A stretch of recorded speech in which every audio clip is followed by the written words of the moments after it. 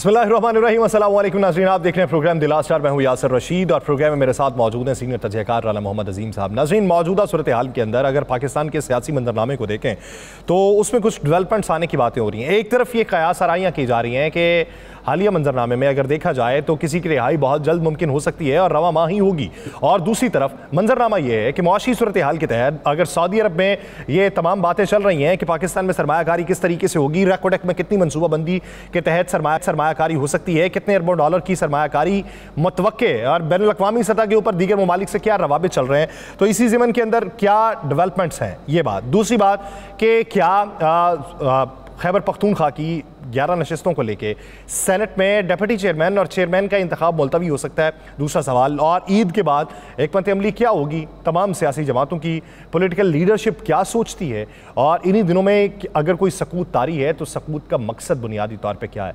क्या ये किसी बड़े तूफ़ान का पेश ख़ैमा है, या ये सकूत जो है ये रफ्ता रफ्ता हमें आसानी की तरफ लेकर जाएगा। इसी बारे में बात करते हैं, राना साहब की तरफ पढ़ते हैं। राना साहब, अगर देखा जाए तो पाकिस्तान में सबसे पहले अगर मैं बात करूँ, क्राइम रेट जो है उसके अंदर इजाफा हुआ है। कराची में देख लें तो बहुत ज़्यादा इजाफा, कच्चे के डाकू बेतहाशा मुतहर्रिक। दूसरी तरफ मजमूई तौर पे एक सकूत सा तारी है, ये इतनी खामोशी क्यों लगती है आपको? बिस्मिल्लाहिर्रहमानिर्रहीम, अस्सलातु वस्सलामु अलैका या सय्यदी या रसूलल्लाह, अस्सलातु वस्सलामु अलैका या सय्यदी या हबीबल्लाह। देखिए, यहाँ से जहाँ तक आपने क्राइम रेट का बात की है, जब मुल्क में बेरोजगारी होगी, जब गुर्बत की चक्की में लोग पिस रहे होंगे, जब लोगों को 2 वक्त की रोटी मुयस्सर नहीं होगी, जब लोगों के घरों में बिजली के बिल ज्यादा आएंगे, जब बच्चे उनके सामने भूख से मर रहे होंगे, जब बच्चों के पास ईद के कपड़े तक नहीं होंगे, जब घर में अफाके होंगे, जब माँ जो है उस दवाई के बगैर बेचारी रात गुजारेगी, बीवी जो है वो बीमार होगी, बहन बच्चे सारे बीमार होंगे, बच्चे स्कूल ना जा सकेंगे, तो फिर इंसान के पास सेकंड ऑप्शन क्या रह जाती है? या चोरी करेगा, या डाका डालेगा, या फिर अपनी जिंदगी का खात्मा करेगा। ये 3-4 चीजें हैं जो वो कर सकता है। इसके अलावा कौन चाहेगा कि मेरे बच्चे भूख से मरे? हम क्यों नहीं इस पर सोचते कि आखिरकार जराइम की रेशो क्यों बढ़ रही है, आखिरकार ये सारा मामला क्यों हो रहा है, आखिरकार इतनी तेजी ये सारा कुछ किस तरह चल रहा है?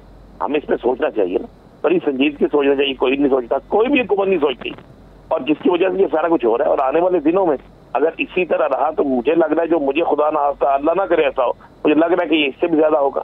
इसकी बड़ी बड़ी क्लियर और साफ सी वजूहात है, और वजूहात जो है वो कोई और नहीं, वो है बेरोजगारी, वो है गुर्बत, वो है चोर और चौकीदार का आपस का मिलाप।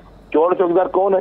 पुलिस और जराइम पेशा लोग, इनका आपस का मिलाप। ये जब आपस में मिल जाते हैं तो बहुत सी वारदातें बासानी हो जाती हैं, बहुत से कैमरे बासानी बंद हो जाते हैं, बहुत से राहगीर जो है बासानी लुट जाते हैं।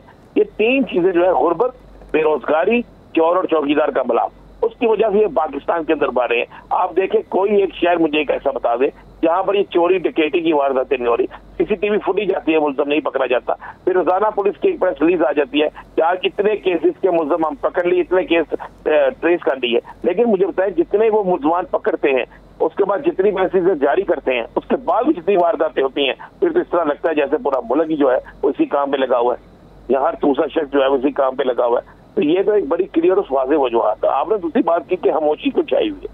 भाई, अब तो सकूत टूटने वाला है, अब सकूत बिल्कुल टूटने वाला, जो टूटने वाला सकूत है, उस सकूत के टूटने से बहुत सा सियासी जल्जला भी आने वाला है। ये मैं आपको बिल्कुल हकीकत पर मबनी बात कह रहा हूँ, सकूत टूटने वाला है।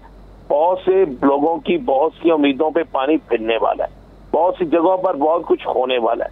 ये सारी चीजें जो है आपको आहिस्ता आहिस्ता नजर आती जाएंगी, और आपको आने वाले दिनों में ये चीजें जो है बिल्कुल क्लियर होकर नजर आएंगी।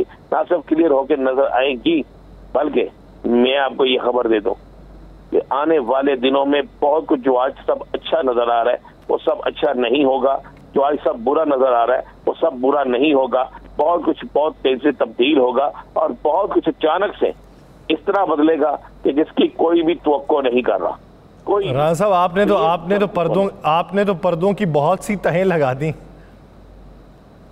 नहीं, पर्दों की तहें तो खुलने लगी हैं मेरे भाई, अब तो खुलने लगी, अब तय लगनी कोई नहीं। अब पर्दों की तहें लगने वाला मामला जो है वाइंड अप हो चुका है। अब पर्दे खुलने लगे हैं, अब बातें निकलने लगी हैं, अब चीजें चलने लगी हैं। ये बड़ी क्लियर और साफ सी बात है। अब अगर कोई ये बात सोचे कि पर्दे में रहने दो, तो ये नहीं होगा। अब पर्दे में रहने वाली बात रहे, कौन सी बात रह गई है? किस सियासी जमात के पास रह गई है? किसके नहीं हो गए? बेइंतहा चीजें ऐसी है, या तो जो आप और मैं डिस्कस नहीं कर सकते, लेकिन वो नजर आती है।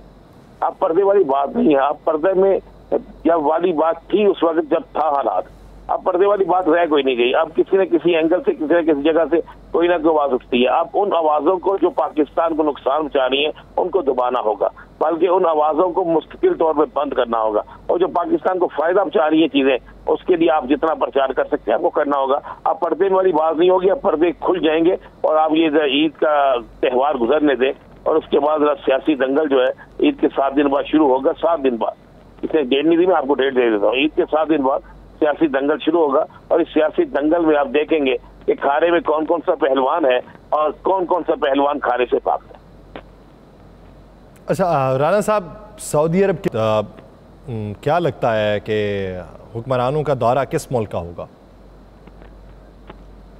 देखिए जी, ये यहाँ तो आप जान सकते हैं या शबाशी साहब बता सकते हैं।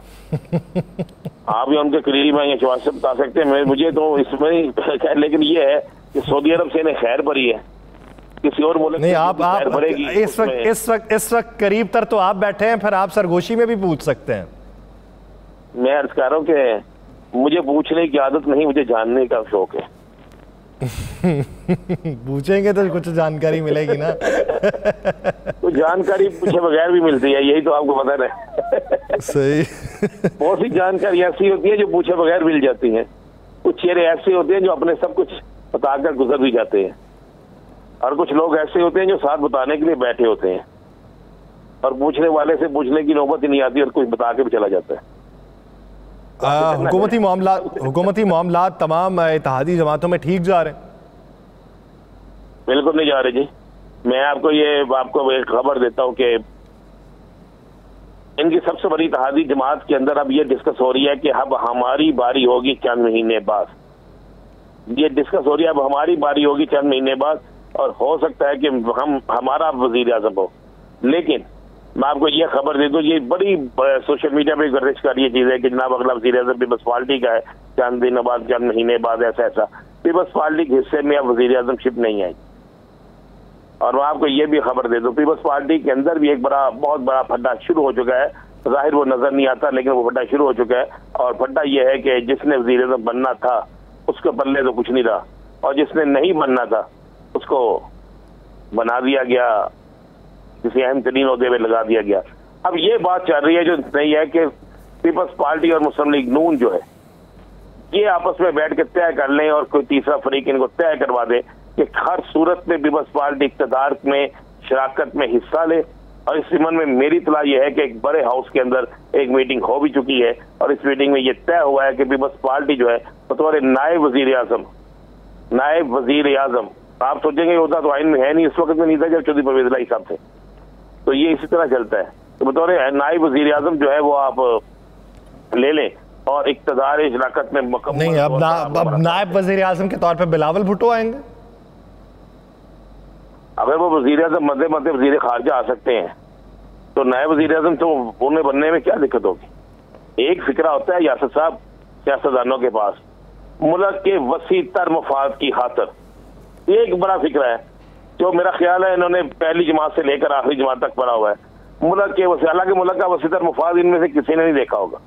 मुल्क के वसी तर मफाद की खातर हम ये मुश्किल हालात में ये फला चीज कबूल कर रहे हैं, ये एक फिक्रा होगा और उसके बाद सारी कबूलियत शुरू हो जाएगी। कबूलियत हो या मकबूलियत हो, जो भी हो शुरू हो जाएगा। फिर देखते हैं कश्ती कितना वजन उठाती है, इस कश्ती में कितनी जान होगी जो इस कश्ती इक़्तिदार की कश्ती ने लेकर चलती है। फिर ये होगा। मैंने तो आपको आने वाले वक्त से पहले की चीज आपको बता रहा हूँ, ध्यान में रखिएगा। ये चीज बिल्कुल फाइनल टच दिया जा चुका है और इस नए आने वाले सेटअप में जिसमें कुछ तब्दीलियां होंगी, कुछ वजारतें दी जाएंगी, उसमें आपको कुछ और मजीद सेनेटर भी जो है वो तकरीर वजारतों पर नजर आएंगे। अच्छा राना साहब, अगर मौजूदा मंजरनामे में आप देख रहे हैं कि मुल्क के वसी तर मफाद में ये चीज़ें हो सकती हैं, तो क्या उसी वसी तर मफाद में जमीयत उलमा इस्लाम फे भी उधर हो सकती है या वो अपना गोल सेट कर चुकी है? नहीं, वो अपना गोल सेट कर चुकी है। जो उन्होंने लेना था वो ले चुके हैं, मामला तय हो चुके हैं। बस वो सियासत इतनी ही करेंगे जितनी सियासत करते हैं। और वो एहतजाजी धरना आपको कभी भी नजर नहीं आएगा जो इन्होंने तहरीक इंसाफ के खिलाफ दिया था। आपको वो मूवमेंट नहीं नजर आएगी इनकी जो इन्होंने तहरीक इंसाफ के खिलाफ दी थी। क्योंकि आप जब पीपल्स पार्टी के साथ बैठ के आप सेनेटरशिप का मामला तय कर लेते हैं, मुस्लिम लीग नून के साथ बैठ के सेनेटरशिप का मामला तय कर लेते हैं, तो किसके खिलाफ तहरीक चलानी है आपने? फिर आपको इस्तेमाल किसी अपनी सियासी मुखालिफ जमात के खिलाफ किया जा सकता है, लेकिन आपको उसके खिलाफ इस्तेमाल नहीं किया जा सकता जिनसे आप वोट लेकर सेनेटर बन के आए हैं। तो ये तो बस बिल्कुल अवाम को एक पागल बनाने वाली, क्योंकि ये एक चीज शुरू हो चुकी, अवाम पागल बनने के लिए तैयार भी है।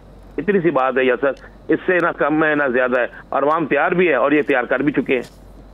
और आगे आगे देखिएगा ये मजीद सिलसिले जो है ना वो इसी तरह चलते रहेंगे और मजीद इसी तरह काम जो है वो होते रहेंगे। पाकिस्तान की सियासत में खौफनाक तब्दीली आएगी, और इस खौफनाक तब्दीली में फिर वो कह रहा हूँ, जो मुल्क के खिलाफ होगा उसको नहीं होना चाहिए, और जो मुल्क के हक में होगा बिल्कुल उसको सलूट करना चाहिए। अच्छा राना साहब, एक बात है, निगरान हुकूमत में प्लानिंग हो रही थी और इस हुकूमत में उसकी एग्जीक्यूशन होने की उम्मीद है कि पेंशन्स ख़त्म की जाएगी, ये जितने भी सरकारी मुलाजमीन, नया सेटअप मुतारिफ करवाया जाएगा। लेकिन निगरान वज़ीर-ए-आज़म ने जाते जाते वज़ीर-ए-आज़म ऑफिस के अफसरान को 4 तनख्वाहें बतौर इनाम यकमुश्त अदायगी की है। 3 तनख्वाहें जो हैं वो बतौर इनाम दी गई। ये कौन से इनामात की बारिश जो वज़ीर-ए-आज़म हाउस में हो सकती है, कहीं और नहीं हो सकती? वो एक फिक्रा है ना, फलाना वनडेर हो रही है मुरमुर अपने घर, सुना हुआ ना पंजाबी का एक फिक्रा है। बात यह है कि क्या ये इनामात की नवाजिश अगर तो पाकिस्तान के हर उस शहरी पे होती जो गुर्बत की चक्की में पिस रहा है, जिसकी तनख्वाह 40-50 हज़ार रुपये है, तो फिर मैं कहता यार कमाल है, मैं सलूट मारता। अब जिन लोगों की तनख्वाह लाखों में थी, जिन लोगों की था उनको नवाजना, ये तो पाकिस्तानी अवाम के मुंह पर एक तमाचा है। ये पाकिस्तानी अवाम को कहा गया है कि जनाब हम गुर्बत की चक्की में पिस रहे हैं, हम IMF से कर्जा ले रहे हैं, हम दीगर ममालिक से कर्जा ले रहे हैं, हमारा सिपा सलार जो है इस मुल्क की खातिर जो है जाके लोगों से जाके गारंटी देकर सारा कुछ लेकर दे रहा है। और हमारे वज़ीर-ए-आज़म जो होते हैं, चाहे वो निगरान हो चाहे दूसरे हो, वो जनाब शहनशाह होते हैं ना, जिस तरह ये इसको इनाम में ये दे दो, इसको इनाम में ये दे दो, इसको इनाम में ये दे दो। मुझे बताएं, क्या एक तरफ आप ख्वाहिश शायर की बात करते हैं, एक तरफ पाकिस्तान से गुर्बत के खात्मे के लिए सबको मिलकर कोशिश करने की बात करते हैं, एक तरफ आप कहते हैं जनाब हमने सरकारी मुलाजमीन की पेंशन खत्म करनी है, एक तरफ आप बात करते हैं जनाब हमने बिल बढ़ाने हैं, टैक्स लगाने हैं, और दूसरी तरफ आपको किसने इख्तियार दिया कि आप 4-4 सैलरियां, अगर ये दी है तो 4-4 सैलरियां देकर चले जाएं? आपको किसने ये इख्तियार दिया है? अगर आपके पास इख्तियार है भी है तो क्या ये इख्तियार आपको इस्तेमाल करते शर्म नहीं आएगी? आप सोचेंगे नहीं कि मेरी कौम भूख से मर रही है, मेरी कौम अफराद से मर रही है, मेरी कौम जो है उसके बच्चे जो है वो तलीम हासिल नहीं कर सकते, मेरी कौम के बच्चे जो है वो छोटे बच्चे जो है वो नौकरी ढूंढने के लिए लगे हुए हैं, वहां पे खुदकुशियां हो रही हैं बेरोजगारी से, गुर्बत से लोग मर रहे हैं। तो आप उस वक्त में आप ये देकर उसके बाद सारी तरफ इसका प्रचार भी हो जाए, आप क्या ताकत देना चाहते हैं? वो बंदे 4 थे, वो बंदे 400 थे या 4 लाख थे, अमल एक ही होता है। एक अमल जो होता है वो सारी हकीकत को सामने रख देता है। तो यासर ये बात तो बिल्कुल जो बात है ये मैं समझता हूँ ये अवाम के मुंह पर एक तमाचा है, और ये कहा गया है कि तुम गुर्बत की चक्की में पिसते रहो, हम जो चाहेंगे वो करते रहेंगे। नाज़रीन, पाकिस्तान के मौजूदा मौशी मंजरनामे के ऊपर बात कर रहे हैं कि हुकूमती तरजीहात में किस हद तक इक़दामात हैं और उनकी एग्जीक्यूशन कितने मराहल में हो जाएगी या कितना अरसा मज़ीद लगेगा। अगर अभी IMF की डिमांड के मुताबिक अमल दरामद शुरू हुआ और हमें चीज़ों की कीमतें बढ़ाना पड़ी तो उसका इम्पैक्ट कैसा आएगा? फिर रफ्ता रफ्ता बतदरीज किस हद तक इसमें कमी वाक़ होगी और उसके जो तासुरात हैं वो अवामी तौर पर क्या हो सकते हैं? और अगर हुकूमती सतह पर देखें तो अभी तक के इक़दामात और बैरूनी सरमायाकारी के हवाले से जो ख्वाहिशात का इजहार किया जा रहा है वो किस हद तक होंगी, इसी बारे में बात करते हैं। पाकिस्तान पीपल्स पार्टी के सीनियर रहनुमा कमरजमान कायरा साहब ने हमें ज्वाइन किया। कायरा साहब, बहुत शुक्रिया आपके वक्त का।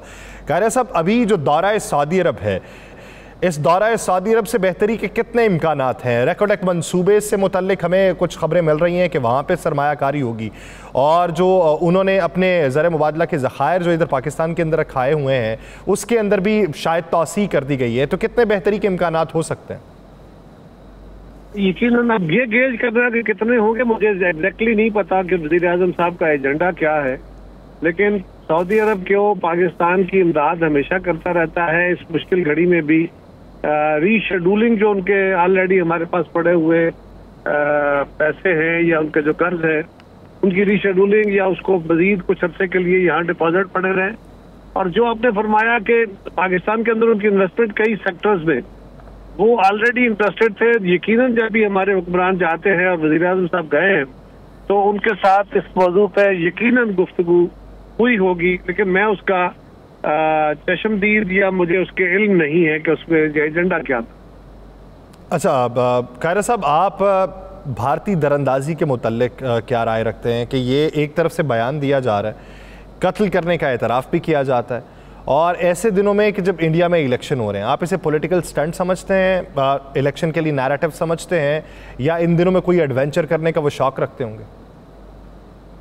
हिंदुस्तान की इस वक्त जो गवर्नमेंट है उनसे किसी भी तरह की गैर जिम्मेदाराना हरकत की तवक्को की जा सकती है। जिस तरह इजराइल इस वक्त जबर के जोर पे पूरे आलम की राय को दबाए बैठा है और दुनिया उसको रोक नहीं पा रही, इसी तरह हिंदुस्तान भी किसी मुहिमजोई की कोशिश कर सकता है।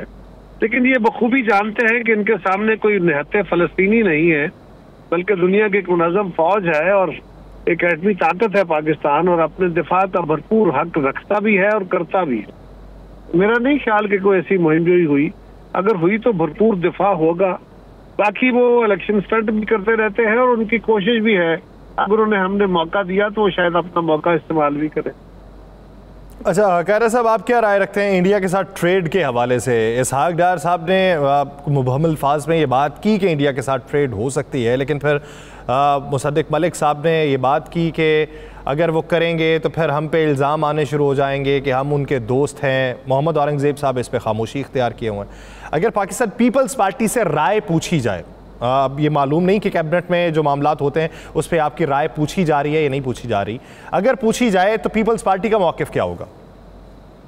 पीपल्स पार्टी का मौक़िफ़ देने से तो मैं कासर हूँ, क्योंकि पार्टी का मौक़िफ़ तो तब दिया जाता है जब CEC की मीटिंग करके या क़यादत उस पर अपनी राय देती है। मैं आपको अपनी राय दे सकता हूँ, पार्टी की तरफ से राय नहीं दे सकता। जी सर, आप अपनी राय बतौर सियासतदान क्या समझते हैं कि अगर वो उसके साथ ट्रेड की जाए तो उसका इम्पैक्ट क्या पड़ेगा अवामी सतह के ऊपर भी और माशी सतह पे भी? देखिए, हिंदुस्तान के साथ हमारे तजारती ताल्लुकात उनके फायदे में भी हैं, हमारे फायदे में भी हैं। पाकिस्तान उनके लिए एक बहुत बड़ी तजारती मंडी का रास्ता है, जो उनके फायदे का भी है, हमारे फायदे का भी है। लेकिन ये सारे फायदे जो हमारे आउटस्टैंडिंग इश्यूज हैं उनको भुला के नहीं हो सकते, उनका हल निकाल के हो सकते हैं, और हिंदुस्तान को चाहिए कि वो इन मामलात का हल निकालने की तरफ चले।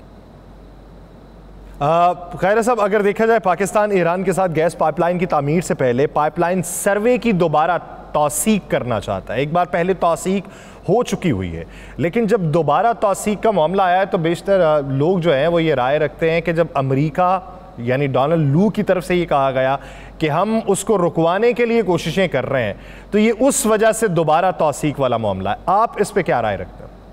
तौसीक किससे करानी है? ईरान से। ईरान क्या तौसीक नहीं करेगा? नहीं कर देगा, मेरा ख्याल है ना। ये ऐसा नहीं है। डोनाल्ड लू का जो बयान है वो तो खुला खुला है ना, वो उस बयान की जरूरत नहीं है। अब अमेरिका ने और दुनिया के कुछ और ममालिक ने, अक़वाम आलम ने कुछ ईरान पे पाबंदियां लगाई हुई है, और वाज़ेह तौर पे हमें इस बात का पता है कि ईरान के साथ तिजारत करने की सूरत में हम पे वो पाबंदियां लग सकती है। अब हमें अपनी जरूरत भी है, हमें चीपर एनर्जी भी चाहिए, और उसके लिए बिल्कुल दुरुस्त कहा है वजीर हुकूमत ने कि हम अमेरिका को इस बात पे कायल करने की कोशिश करेंगे, और दुनिया के कई ममालिक हैं जो ईरान के साथ अपनी जरूरत के तहत तिजारत कर रहे हैं। ये कोई नया हमारा वायदा भी नहीं होगा, कोशिश करनी चाहिए। हाँ, कुछ हमारे यहाँ ये भी एक मसला है कि हमारे यहाँ अमेरिका की बात की जाए तो फौरी तौर पे जी अमेरिकी पिट्ठू हो गए, अमेरिका के फलान हो गए। भाई आप नारे मारे, गालियां दें, इससे मामले हल नहीं होते, कौमें नहीं चलती। आपने देखना यह है कि अमेरिका के साथ बिगाड़ का मतलब है आलमी इदारों के साथ बिगाड़। उनके साथ बिगाड़ करके IMF, वर्ल्ड बैंक के साथ और अमेरिका के साथ और यूरोप के साथ अगर तो हम बेहतरी पैदा कर सकते हैं तो बिल्कुल हमें करनी चाहिए, क्यों नहीं। लेकिन अगर नहीं कर सकते हैं तो फिर हमें अकल के नाखून लेने चाहिए और जो हालात के मुताबिक फैसले हों वो करने चाहिए। अच्छा, कायरा साहब, जमीयत उलमा इस्लाम वे के सरबराह मौलाना फजलुर रहमान साहब ने ये ऐलान किया हुआ है कि ईद के बाद एक मुनज़्ज़म तहरीक चलाई जाएगी हुकूमत के ख़िलाफ़। आप क्या समझते हैं, उससे पहले उन्हें राम कर लिया जाएगा या फिर उन्हें मनाने का कोई इरादा नहीं है इस बार? जी, उनको मनाने की कोशिश भी की जाएगी, की जा रही है, की जानी चाहिए। बिल्कुल सारी बातें अपनी करना भी उनका हक है, आज करें। और एहतजाज जो है वो पीसफुल मीन्स के जरिए विद इन मीन्स लॉ के अंदर रहते हुए होना चाहिए, बिल्कुल हक है। अगर वो एहतजाज करने पे मुसर हो तो कर ले, लेकिन अगर वो बियॉन्ड दैट गए तो फिर कानून का अपना रास्ता होता है। अच्छा कैरा साहब, अगर देखा जाए इस वक्त मौजूदा मंजरनामे में हुकूमती सतह के ऊपर जो इकदाम उठाए जा रहे हैं उसी को लेके अगर कुछ बेहतरी आना शुरू होती है तो बेहतरी में क्रेडिट किसको होगा, और अगर बदहाली ही देखने में मिलती है तो उसका बार क्या सभी के कंधों पे होगा या पीडीएम की हुकूमत की तरह वो एक दूसरे के कंधों पे रखने की कोशिश की जा रही होगी? पीडीएम तो खत्म हो चुकी जी, हम तो कल भी पीडीएम का हिस्सा नहीं थे, अब भी नहीं है। और पीडीएम वैसे भी खत्म हो चुकी। पीडीएम के सरबराह मौलाना फजलुर रहमान साहब है जो इस वक्त पीडीएम की कुछ जमातों की जो हुकूमत है उसके खिलाफ तहरीक चला रहे हैं। सो पीडीएम की तो नहीं, लेकिन अगर कोई तहरीक चलती है, कामयाबी होती है तो कामयाबी यकीनन हुकूमत की होगी, हुकूमत के इत्तेहादियों की होगी, और अल्लाह करे कामयाबी ही हो। नाकामी के बारे में अभी सोचना छोड़ दीजिए, अभी हुकूमत चली नहीं है, महीना भर हुआ है इस हुकूमत को बने, अभी इनकी नाकामियों के बारे में सोचना छोड़िए, इनकी कामयाबियों के लिए दुआ कीजिए। कामयाबियों के लिए हम दुआ गो तो हैं, लेकिन इब्तदाई तौर पे हमें खबरें ये थी कि 2.5 साल बाद या 3 साल बाद हुकूमत तब्दील होगी और हुकूमती जो ओहदेदार हैं वो तकसीम हो जाएंगे। पीपल्स पार्टी की बात हो रही थी कि उसके बाद आएगी, लेकिन अभी जो 6 हुई हैं वो तो 2.5 साल बहुत दूर की बात है, वो 6 महीनों तक ही महदूद हो गई हैं। उसके पीछे वजह क्या लगती है आपको? मैं आप इसमें पीपल्स पार्टी की शमूलियत की बात नहीं कर रहा कि पीपल्स पार्टी उसमें शामिल होगी, ये तासुर क्यों उभर रहा है पीपल्स पार्टी के बारे में कि वो अगले 6 महीने के बाद वो कैबिनेट के अंदर बैठी होगी? देखिए, इसका हम तो कोई जवाब नहीं दे सकते, इसलिए कि कुछ दोस्तों की ये ख्वाहिश है कि वो हर वक्त पीपल्स पार्टी को टीज करते रहे, उसका इमेज खराब करने की कोशिश करते रहे। कितनी दफा क़यादत से लेके हम सारे जो है वो जवाब दे चुके हैं कि हमारी स्टेटेड पोजीशन है, उसमें कोई तब्दीली नहीं है। अब क्या करें, आपको किस तरह तसल्ली कराएं? आपने भी सवाल किया, इसीलिए किया, इसको कोई वजूद नहीं है किसी जगह पे। ठीक है, एक आखिरी सवाल कायरा साहब, क्या खैबर पख्तूनख्वा की 11 नशिस्तें जो हैं सेनेट की, वो उनके बगैर डिप्टी चेयरमैन और चेयरमैन का इंतखाब हो सकता है? बिल्कुल हो सकता है, इसलिए कि अगर सूबाई हुकूमत जो है उनका इंतखाब हो चुका, उनके इंतखाब में तो कोई रुकावट नहीं, और वो इंतखाब इलेक्शन कमीशन और हाई कोर्ट की मर्जी उसके फैसले के मुताबिक हुआ। ये नहीं है बहुत धांधली और ताकत के जोर पे सिर्फ एक रिचुअल को पूरा ना होने दें, यानी हलफ ना होने दें, तो उसकी बुनियाद पे आप पाकिस्तान के अपर हाउस को मुअत्तल नहीं रख सकते। इसलिए वो जो 12 सीटें हैं वो ओवरऑल बैलेंस में फर्क भी नहीं डालती। जमातों के जो इस वक्त हुक्मरान जमातें हैं उनकी तादाद वैसे ही ज्यादा है उन सीटों को निकाल के भी, लिहाजा उससे क्या फर्क आएगा? क्योंकि अगर वो सीटें किसी एक तरफ चली भी जाए तो भी हुक्मरान इत्तेहाद के पास सीटें ज्यादा है, और वो सीटें एलोकेट हो चुकी, कानून के मुताबिक हो चुकी, अब तो सिर्फ हलफ बाकी है। सिर्फ हलफ बाकी है, और उन सीटों के इजाफे से उन पे कोई फ़र्क नहीं आने वाला, और इनमें जो चेयरमैन का इंतखाब है उस पर भी वोटों में फ़र्क नहीं पड़ने वाला। बहुत शुक्रिया कमर ज़मान कायरा साहब इस हवाले से अपना वक्त देने के लिए। नाज़रीन, एक ब्रेक लेते हैं, ब्रेक के बाद वापस आएंगे, इस पर मज़ीद बात होगी, कहीं नहीं जाएगा, स्टे विद अस।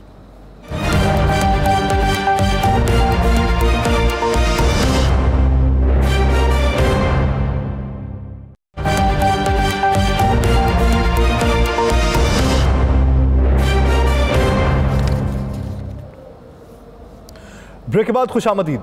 नाज़रीन, ब्रेक से पहले कमर ज़मान कायरा साहब से जो हम बात कर रहे थे उसी बात का तसलसल को आगे बढ़ाऊंगा। खैबर पख्तूनख्वा के सेनेट के इलेक्शन के हवाले से जो खैबर पख्तूनख्वा की सेनेट की नशिस्तें हैं वो उसका इलेक्शन नहीं हो सका तो वो इम्पैक्ट क्या डालेगा सेनेट के चेयरमैन और डिप्टी चेयरमैन के इंतखाब के हवाले से। तो इसी बारे में बात करेंगे। जमीयत उलमा इस्लाम फे के सीनियर रहनुमा माहिर कानून सेनेटर कामरान मुर्तज़ा साहब ने हमें ज्वाइन किया है। कामरान मुर्तज़ा साहब, बहुत शुक्रिया आपके वक्त का। कामरान मुर्तज़ा साहब, अगर देखा जाए मौक़िफ़ ये अपनाया गया था खैबर पख्तूनख्वा का कि वो नशिस्तें इसलिए नहीं उसके ऊपर इंतखाब हो सकता कि कौरम पूरा नहीं है, इन्होंने उसके ऊपर हलफ नहीं लिया हुआ मखसूस नशिस्तों वाले लोगों से। अब अगर कोरम पूरा ना होने पे उन लोगों के इंतखाब मुलतवी हो सकते हैं, तो क्या कोरम पूरा ना होने पे चेयरमैन सेनेट और डिप्टी चेयरमैन के इंतखाब भी मुलतवी हो सकता है या वहां पे हो सकते हैं? जी बिल्कुल नहीं हो सकता। जो कुछ हो रहा है गलत किया जा रहा है। पीटीआई ने वहाँ पे गलत किया। एक उन्होंने राइटली या रॉन्गली जो है उनका एक केस था, उन्होंने बिल्ड करने की कोशिश की मखसूस नशिस्तों की वजह से। वो सक्सीड नहीं किया। उन्होंने इलेक्शन कमीशन में भी सक्सीड नहीं कर पाए और शाह हाई कोर्ट में भी जो है वो नहीं कामयाब। अल्टीमेटली वो शायद सुप्रीम कोर्ट गए होंगे, तो वहाँ पे भी सर उनका मौक़िफ़ ये है, उनका मौक़िफ़ ये है कि ये हमारा केस जो है ये सब जुडिस है सुप्रीम कोर्ट के अंदर, तो सुप्रीम कोर्ट से अभी तक किसका फैसला नहीं आ सका। मैं अर्ज कर रहा हूँ सब जुडिस होना जो है वो और बात है कि कहीं पे हो जाना जो है सब जुडिस होना जो है वो उसका कोई बेनिफिट। उन्होंने ओथ लेना था और उसके बाद उन्होंने वोट कास्ट करना था, जिसको किसी अदालत ने रोका नहीं था। तो जब अदालत ने रोका नहीं था तो उनको उस अदालत का एहतराम करना चाहिए था जहां जिस फोरम को उन्होंने खुद पसंद किया, पेशावर हाई कोर्ट को, और वहां पे 5 मेंबर बेंच का जो है फैसला आ गया और वो उनके खिलाफ आ गया। अब सिर्फ सब जुडिस होना जो है ना वो उसका वो नहीं था। तो इसमें पीटीआई भी उतनी जिम्मेदार है जितनी फेडरल गवर्नमेंट जिम्मेदार है, या जो कुछ ना होने जा रहा है। ये हाउस ऑफ फेडरेशन है, इसमें सूबे जो है ना एक यूनिट की हैसियत रखते हैं। जब एक यूनिट की जो है नुमाइंदगी मुकम्मल नहीं है तो फिर जो है ना वो न चेयरमैन का इलेक्शन हो सकता है, न डिप्टी चेयरमैन का इलेक्शन हो सकता है। ओथ चले स्ट्रेच करके ओथ ज़्यादा से ज़्यादा जो आ गए मेंबर दे दिया जाए, मगर जब तक मेंबर पूरे नहीं होंगे मेंबर जो है ना, देखिए एक आध कोई फौत हो जाता है, रिजाइन कर जाता है। सर ये जो आप बात कर रहे हैं सर, बसद एहतराम आप जो बात कर रहे हैं कि जब कोरम पूरा नहीं है तो नहीं हो सकता, तो हमारे यहाँ पे तो वो लोग थे नहीं मखसूस नशिस्तों वाले, तो स्पीकर के, डिप्टी स्पीकर के, कौमी असम्बली में स्पीकर, डिप्टी स्पीकर, इवन सदर का भी इलेक्शन हो गया, तो वो इलेक्शन सही है? आप शायद दो चीज़ों को मिक्सअप कर रहे हैं। नेशनल असेंबली जो है ना वो किसी और तरह से जो है ना उसका इलेक्शन किसी और तरह से होता है। उसमें वो फेडरेशन को जो है वो फेडरेशन के यूनिट्स को जो है वो नुमाइंदगी नहीं करती। जो सेनेट है ये फेडरेशन के यूनिट्स को जो है वो रिप्रेजेंट करता है। लेकिन फिर तो सर सदारती इलेक्शन जो है, सदारती इलेक्शन वो मुख्तलिफ होता है ना सर? वो तो वो मुख्तलिफ होता है। वहाँ पे भी नहीं होना चाहिए, वहाँ पे भी नहीं होना चाहिए था। वहाँ पे भी उसको पूरा करके वो करते।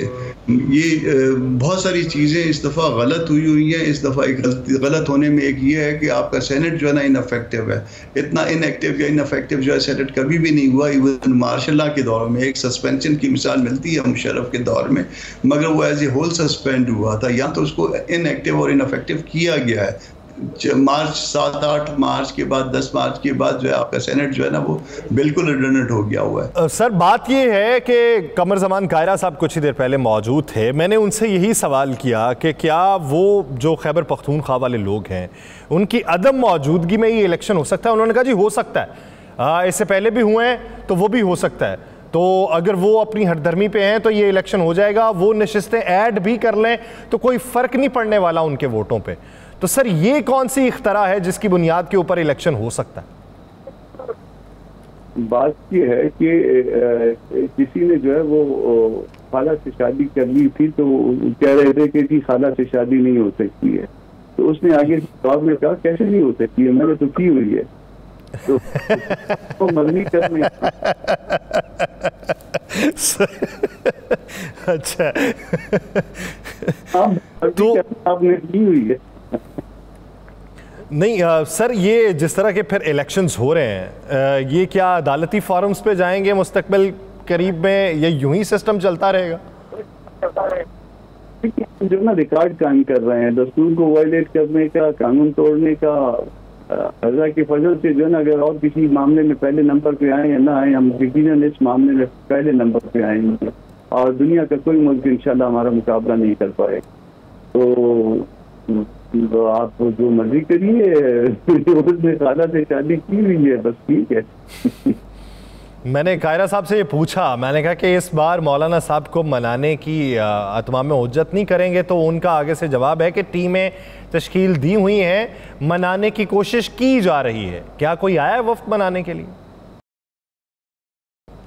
बात तो बड़ी आसान सी है। ये मामला जो है ना, ये ओहदों से ताल्लुक नहीं रखता। ये बात मैं आपको एक इलेक्शन से पहले का मामला बता देता हूँ। इन जो हुकूमत में इस वक्त बड़ी पार्टियां बैठी हैं, इनमें से किसी के हवाले से तो उसमें उस वक्त ये कहा गया था कि मौलाना को अपने साइज में रखा जाए। तो ये माइंडसेट था उस वक्त, मतलब पहले से जो है ना उन्होंने वो प्लानिंग का हिस्सा था कि मौलाना को साइज में रखा जाए, ताकि जो है ना ये ना हो कि कुछ ज़्यादा सीटें हो जाएं तो फिर कोई डिमांड ज़्यादा आ जाए। तो वो पहले से ये प्लानिंग का हिस्सा था। और ये बात नहीं, आपने डिमांड की प्लानिंग कर रखी थी पहले से?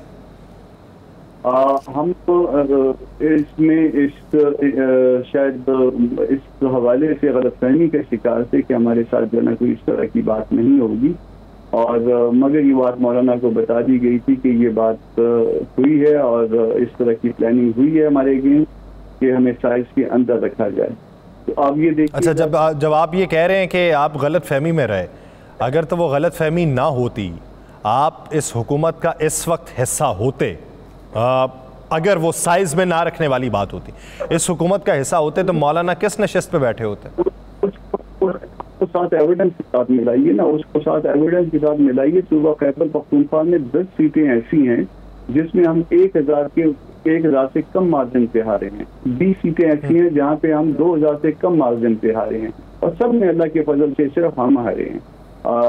ये तो हो सकता है ना कि 1000, 500, 300, 200 का फर्क आए, किसी में वो जीत गया, किसी में आप जीत गए, मगर सब में जो है ना वो उसमें तरीका का जो तरीका वारदात बल्कि इसको कहिए एक ही तरह रखा गया है कि 1000, 500, 700, 900, 800, 1200, 1300 का फर्क डाल के हारना सिर्फ हमने है। तो ये थोड़ा सा अननेचुरल नहीं लगता आपको? तो जब ये इसके साथ अननेचुरल, फिर सर अननेचुरल पे जाना तो बहुत सारे हल्के हमें अननेचुरल लगते हैं, लेकिन हमें नेचुरलिटी इतना सिखा दी गई है या दिखा दी गई है, तो अब वो अननेचुरल भी हमें अननेचुरल नहीं लगता। सर मैं वही बात कर रहा हूँ, मान लिया आपकी जो इस वक्त फिगर्स हैं उन्हीं के मुताबिक आपकी नशिस्तें होती, मैं ये सवाल मेरा है कि आप किसी गलत फहमी में भी ना होते, मौलाना कौन सी नशिस्त पे बैठे होते? सादा सा सवाल ये। गलत फहमी या कुछ फहमी की बात तो बिल्कुल है नहीं है यहाँ पे। जब आप किसी के साथ दोस्ती में इस हद तक आगे ले जाते हैं और उसके बाद दोस्ती में अगर आपके साथ जो ना वो इस तरह का धोखा होता है, तो फिर हम जिस नशिस्त पे बैठे हैं उसी नशिस्त पे बैठे होते हैं। जब आपको किसी दोस्त के कंडक्ट कर दो नुकसान ये चलता है, ये सारा कुछ जिंदगी आप हैं, आप जीते भी हैं, आप इस बात को माइंड नहीं करते, मगर जिस वक्त आपको ये पता चल जाता है कि आपको दोस्ती की आड़ में आपके साथ धोखा किया गया है, फिर आप यकीनन जो है ना वो हर्ट होते हैं, और उस हर्ट होने के नतीजे होते हैं वो फिर आप वो एक तरफ होके एक साइड पे बैठ जाते हैं। हम भी एक तरफ होके एक साइड पे बैठ गए। हमारा कोई गिला नहीं है, हमसे सिर्फ पहचानने में गलती हुई है। गिला कोई नहीं है, सिर्फ पहचानने में गलती हुई है। एक साइड पे होके बैठे हुए हैं। ईद के बाद जो है वो तहरीक का भी आगाज़ किया जाएगा, बात मनाने की नहीं है। बहुत शुक्रिया कामरान मुर्तज़ा साहब इस हवाले से देने के लिए। नाज़रीन, दीगर इशूज़ पे बात करेंगे, मौशी इशूज़ पे और सिक्योरिटी के मसाइल पे। एक ब्रेक के बाद कहीं नहीं जाएगा। Stay with us.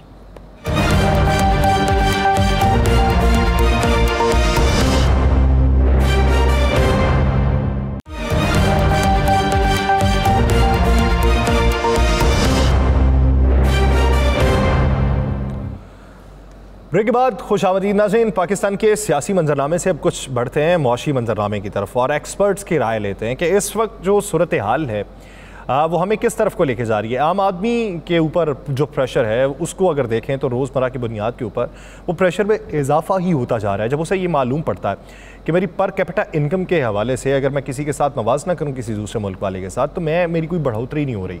अगर बैरून मुल्क से पाकिस्तान में सरमायाकारी करने वालों से पूछा जाए तो वो यही राय रखते हैं कि हमारे डॉलर्स में इजाफा नहीं हुआ। हमने अगर डॉलर्स में सरमायाकारी की है तो 80s के अंदर हमने जो सरमायाकारी की, और अब आके देखें तो हमारे डॉलर्स के हिसाब से तो कीमत बराबर है। आपके रुपीज़ में बढ़ गई होगी लेकिन हमारे डॉलर्स के हिसाब से बराबर ही है, और हमें उसमें कोई फ़ायदा नहीं हुआ।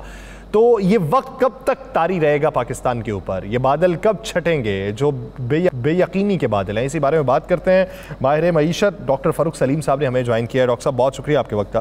डॉक्टर साहब, पाकिस्तान में मुआशी नमू के लिए डॉलर ज़रूरी हैं। डॉलर ख़त्म, नमू ख़त्म, ये कहना है हमारे वज़ीर ख़जाना का, और उन्हें ये भी उम्मीद है कि मुआशी नमू में मज़ीद इजाफ़ा होगा।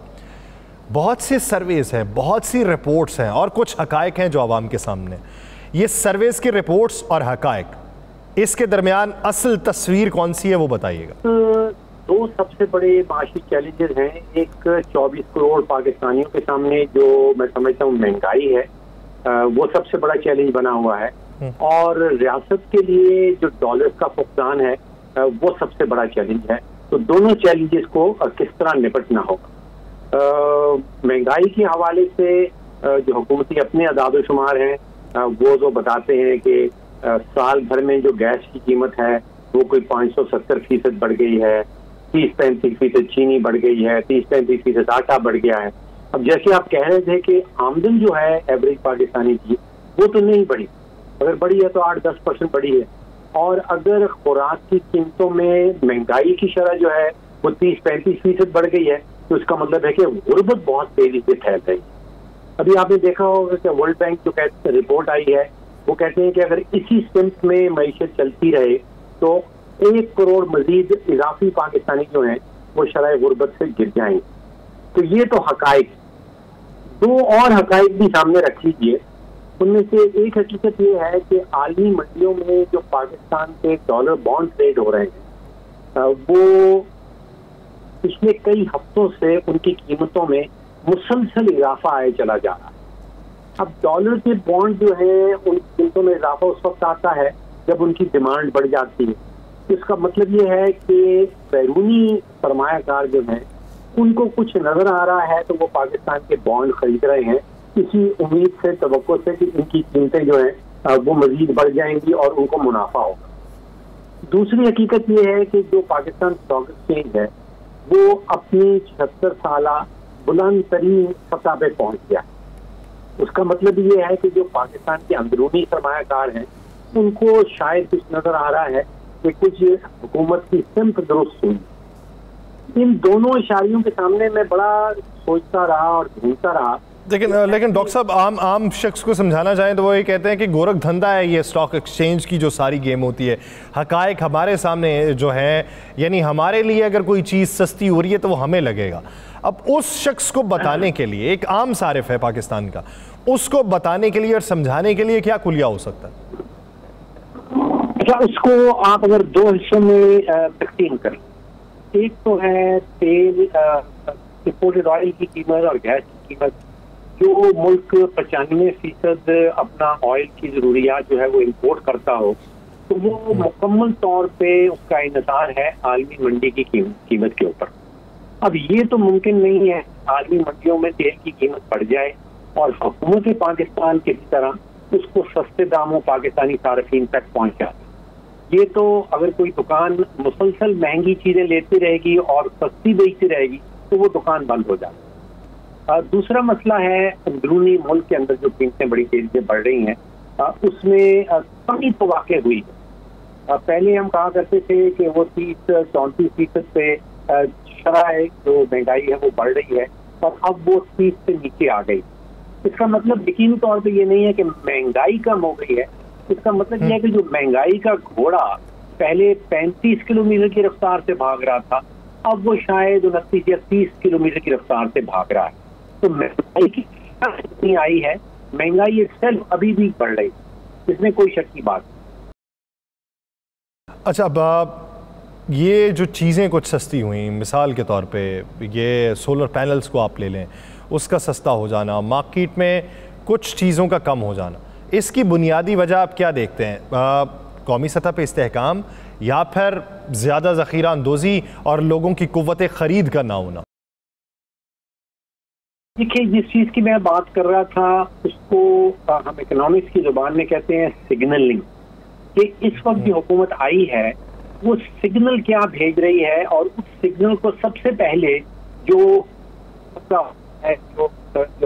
माल वाला तबका है वो सबसे पहले पिक करता है। सिग्नलिंग जो हो रही है, एक तो आप सोचिए कि PIA के हवाले से हम पिछले 30 सालों से बात कर रहे हैं कि जो स्टेट ओन एंटरप्राइजेस हैं वो बहुत बड़ा बोझ है पाकिस्तान के ऊपर। लेकिन पिछले 30 सालों में इसकी बात तो जरूर हुई, लेकिन इसको निष्कारी की तरफ कोई हुकूमत नहीं ले जा सकती। ये पहली मर्तबा है कि निष्कारी जो है वो तेज रफ्तार निष्कारी हो रही है, और अब मार्केट जो है वो ये बात क्या यकीन कर रही है कि PIA की निष्कारी करने हुकूमत चली है। तो ये एक पॉजिटिव सिग्नल मुझे नजर आता है जो सरमायाकारों ने पिक किया है कि शायद हुकूमत अब चाह रही है कि वो अपनी डायरेक्शन बदल ले। उसका इवेंचुअल इफेक्ट जो है वो जरूर आवाम तक पहुंचेगा, लेकिन जल्द नहीं पहुंचेगा। अगर हुकूमत के अखराजात कम होते हैं, हुकूमत के खजारे कम होते हैं, तो उसकी यकीनी बात है उसका असर आवाम तक जरूर पहुंचे। दूसरी चीज देख लीजिए। नहीं लेकिन डॉक्टर साहब ये दावे तो हमारी हुकूमतें भी करती हैं कि हम अखराजात कम करेंगे। आपको अभी तक, आप जब सिग्नल्स की बात करते हैं, आपको अभी तक के सिग्नल्स में ये लगता है कि हुकूमत अपने अखराजात को कम कर रही है? सर, तनख्वाहें ना लेना, वो तनख्वाहें कितनी होती हैं और उसके अलावा पक्स कितने होते हैं वो आपको बेअंदाज़ा है। तो अभी तक हुकूमत के इशारे क्या दिखाई देते हैं? जी, मैं आपको 2 इशारों का जिक्र कर रहा था। एक मैंने आपको बता दिया जो PIA का इशारा है, जो पिछले 30 सालों में कोई 14 वज़राए आज़म आए और गए, उनमें से किसी ने भी PIA की निष्कारी की तरफ ये वाला कदम नहीं उठाया जो अब उठाया जा रहा है। ये मैं आपको बता रहा हूँ कि स्टॉक मार्केट क्यों चढ़ती है, आलमी मंडी में लोग बॉन्ड क्यों खरीद रहे हैं, उनको एक मस्बत सिग्नल हुकूमत की तरफ से नजर आ रहा है। दूसरा देखिए, हम हमेशा से ये बात करते हैं कि टैक्स का जो नेट है उसको बढ़ाना पड़ेगा, और जो भी पाकिस्तानी आमदन कमा रहा है तो उसको टैक्स नेट में आना चाहिए। रिटेलर्स के हवाले से हमेशा बात होती थी, लेकिन कभी भी रिटेलर्स को टैक्स नेट में नहीं लाया जा सकता। हमेशा कहते थे कि वो रिटेलर्स जो हैं वो कॉन्स्टिट्यूंसी हैं PMLN की, और PMLN नहीं चाहती कि उनको टैक्स नेट लेके आए। अब ये पहली दफा हुआ है कि रिटेलर्स के ऊपर कानून साजी मुकम्मल हो गई। ये 2 बड़े सिग्नल हैं जो मैं समझता हूँ कि सरमायाकार उठा रहे हैं कि शायद हुकूमत अपनी तब्दील करने लगी। अब इन पे एक्चुअल अमल दरामद होगा या नहीं होगा ये तो टाइम बताएगा, लेकिन ये 2 ऐसी चीजें हैं जो पिछले 25-30 सालों से मुख्तलिफ हुकूमत बात जरूर किया करते थे, लेकिन उस सेंस में निकले नहीं। डॉक्टर साहब, अगर आप ये समझते हैं कि ये चीज़ें बेहतरी लेके आ सकती हैं, तो जिस तरीके से 30 अरब रुपए बोली दहिंदा के कारोबार की मालियत जो है वो लाजिम है, 200 अरब सालाना इनकम उसकी लाजिम है, तो क्या ये पब्लिक प्राइवेट पार्टनरशिप के तहत इदारा बेहतर चल सकता है? स्टॉक एक्सचेंज से उसके शेयर्स बेचे जाएं, या फिर आप ये समझते हैं कि ये कुली तौर पे किसी को बेच दिया जाए तो तभी सही हो सकता है? देखिए, मैं बिल्कुल कन्विंस्ड हूँ पिछले 30 साल में जो हुकूमती कारकर्दगी है, जो डिफरेंट हुकूमतें आई हैं, हुकूमत का काम कारोबार चलाना नहीं है, हुकूमत का काम एयरप्लेन की टिकटें बेचना नहीं, उनका काम हुक्मरानी करना है। उनके पास किसी किस्म की कोई काबिलियत, कोई इफेक्टिवनेस, कोई कैपेसिटी नहीं है कि वो PIA को रिस्ट्रक्चर कर सकेंगी या इसको करके चला सकेंगी। इसकी मैनेजमेंट का जो कंट्रोल है मुकम्मल तौर से प्राइवेट सेक्टर को देना हो। और आप सोचिए कि ये ऐसी कंपनी है जिसने 830 अरब रुपए का कर्जा इकट्ठा कर लिया है, और इसके असासे सिर्फ 170 अरब के। आपको दुनिया ढूंढ लीजिए, दुनिया में कोई ऐसी कंपनी नहीं मिलेगी जिसके असासों और कर्जा जांच में इतना बड़ा फर्क आता हो। ये काम करके दिखाया है हुकूमत ने, मुख्तलिफ हुकूमतें जो पाकिस्तान में आई हैं, कि उन्होंने PIA के कर्जा जात 830 अरब पे पहुंचा दी। इसको अगर आप पर्सपेक्टिव में देखना चाहते हैं तो जो हमें सेंसस बताता है कि पाकिस्तान में लगभग 3.5 करोड़ खानदान बसते हैं। सिर्फ PIA ने हर पाकिस्तानी खानदान को 25,000 रुपए का टीका लगाया। अब मैं तो ये समझता हूँ कि सिर्फ ये नुकसान बच जाए, ये नुकसान बच जाए तो बहुत बड़ी बात है, और प्राइवेट सेक्टर ही तो चला सकता है। बहुत शुक्रिया डॉक्टर फ़ारूक सलीम साहब इस हवाले से अपना वक्त देने के लिए। नाज़रीन, एक ब्रेक लेते हैं, ब्रेक लेने के बाद पाकिस्तान के सिक्योरिटी हालात के ऊपर बात की जाएगी, कहीं नहीं जाएगा। Stay with us.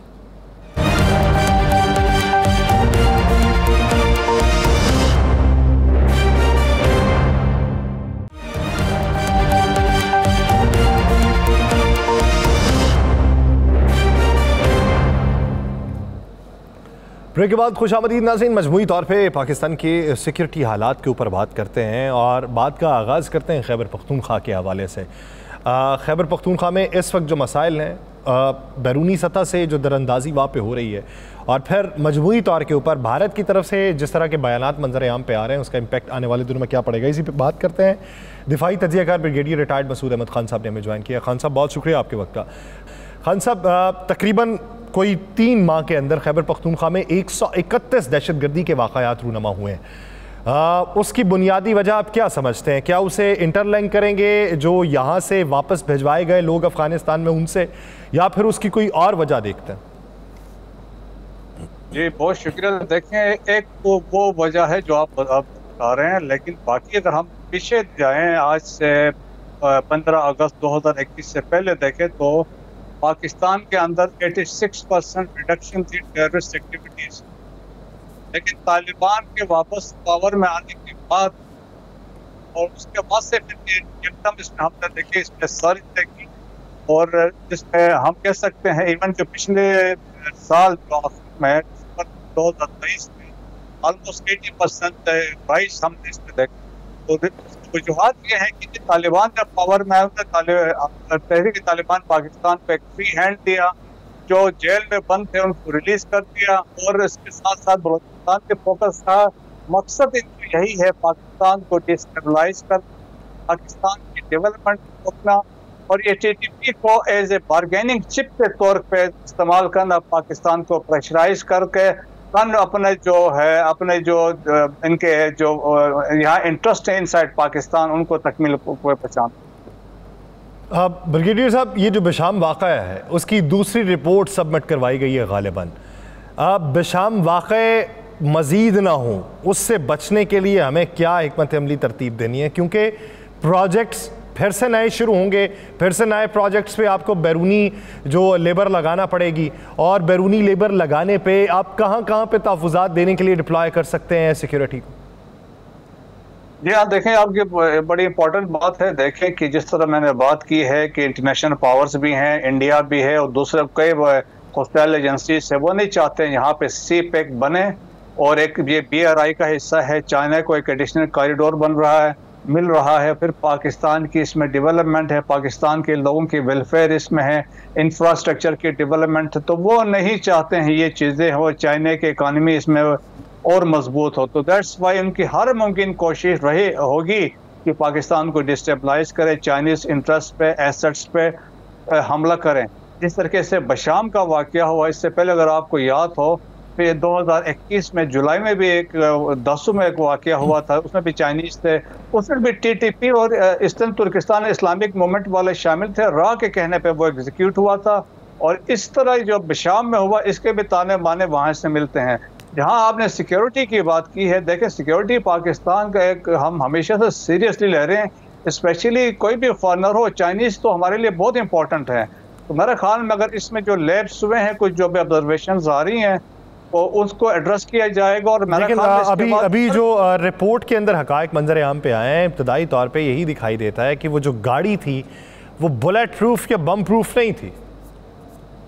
जी हाँ, इसमें बड़े लैप्सेस आ रहे हैं। मेरे ख्याल में ऑफिशियली उनको आने दे, इसके बाद वी कैन कमेंट, लेकिन बट स्टिल चांसेस इसमें लग रहा है कुछ लैप्स हुए हैं। मेरे ख्याल में इन द फ्यूचर में हमें एड्रेस करेंगे। मेरे ख्याल में हमें बहुत ज़्यादा एहतियात करनी पड़ेगी, क्योंकि तमाम हॉस्टाइल एजेंसीज हमारे जो इर्द गिर्द जो हैं, पाकिस्तान को डैमेज करने के लिए, डिस्टेबलाइज करने के लिए, पाकिस्तान चाइना ताल्लुकात को ख़राब करने के लिए एक्टिव हैं। अच्छा, CPEC के दूसरे मरहले में चीनी सरमायाकारी मतवक्के हमें दिखाई दे रहा है। अब हमने ये देखा है कि CPEC को कितनी ब्रेक्स लगी हैं, फिर बैनुल-अक़वामी सतह पे वो मजाक भी उड़ाया जाता है कि ये काम शुरू हुआ रुक गया।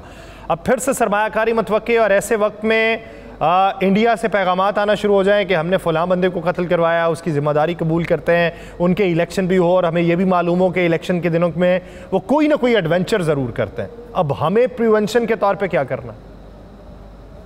देखें जी, अव्वल तो ये बढ़ के मार रहे हैं। जिस तरीके से देखें, एक फाइनेंशियल टाइम्स ने एक डिटेल स्टोरी कैरी की, और उसमें एविडेंस के साथ उन्होंने बताया कि इंडियन रॉ इसमें इन्वॉल्व है इन असैसिनेशन ऑफ 6 और कश्मीरीज इनसाइड पाकिस्तान। फिर हमने ये भी देखा कनाडा में भी, यूएसए में भी, यूके में भी ये इन्वॉल्व रहे हैं। और सेकेंडली देखें कि जो अभी ये करने जो हैं, तो जिस तरीके से अब इनके जो मिनिस्टर्स बढ़ के मारते हैं, अभी देखें हमने पीछे अमित शाह को भी देखा, प्राइम मिनिस्टर मोदी को भी देखा, अब राजनाथ सिंह को भी देखा, हमने कहा घुस के मारेंगे। लेकिन अभी ये देखें घुस के तो हमने मारा था जब कारगिल की जंग हुई थी, तो घुस के हम अंदर घुसे थे ना। हमारे उस वक्त के president Pervez Musharraf 11 kilometre inside line of control के उस पार गए और रात गुजार के आए थे। हमने इंडिया की गर्दन से पकड़ा था। 27 फरवरी को हमने घुस के मारा। इंडियन के जब 2 जहाज गिराए, अभिनंदन को कैप्चर किया। चाइनीज ने घुस के मारा गलवान में, 2500 किलोमीटर चाइनीज ने कैप्चर किया हुआ है। उनकी एक आज तक वो एक्सेप्ट करने को तैयार नहीं है, कहते हैं 1 इंच भी दरअंदाजी नहीं हुई है। 62 में चाइनीज ने घुस के मारा जब इंटायर अरुणाचल प्रदेश कैप्चर हुआ, इवन कलकत्ता खतरे में था। तो मतलब ये है कि ये बेसिकली पॉलिटिकल माइलेज लेने के लिए इलेक्शंस होने वाले हैं 19 अप्रैल से, तो उसके लिए ये बढ़ के मार रहे हैं। लेकिन ये हमारे पास एक केस बिल्कुल बनता है जिसमें हम ये जा सकते हैं इंटरनेशनल कोर्ट ऑफ जस्टिस में, यूनाइटेड नेशन में भी जाएं और हम नेशनल कोर्ट ऑफ जस्टिस के अंदर जाके हम अगर सबूत पेश करें। डोजियर तो हमने बहुत बार दिए, वही डोजियर अगर वहाँ पे दे के वहाँ पे शवाहिद रखे जाएं तो कहीं ना कहीं पे तो सुनवाई होनी चाहिए। बहुत शुक्रिया ब्रिगेडियर रिटायर्ड मसूद अहमद खान साहब इस हवाले से अपना वक्त देने के लिए।